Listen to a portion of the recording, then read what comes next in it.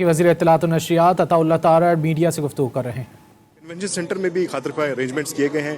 कितने ममालिक के मंदोबीन और सहाफ़ी यहाँ पर आ रहे हैं जिनकी अरेंजमेंट्स यहाँ पर की गई? जी बहुत शुक्रिया जावेद साहब। देखिए, एक तो यूएस के लिए सुबह नायब वज़ीर आज़म साहब ने ऐलान किया कि वीज़ा ऑन अराइवल होगा। काफ़ी लोग वहाँ से भी आए हैं।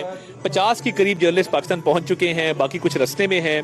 पूरी दुनिया से, चाइना से, जापान से, जर्मनी से, सऊदी अरेबिया से जर्नलिस्ट ने अप्लाई किए हैं वीज़ाज़, और अभी कोरिया से कुछ जर्नलिस्ट आए हैं। बड़ा हैरानकुन था।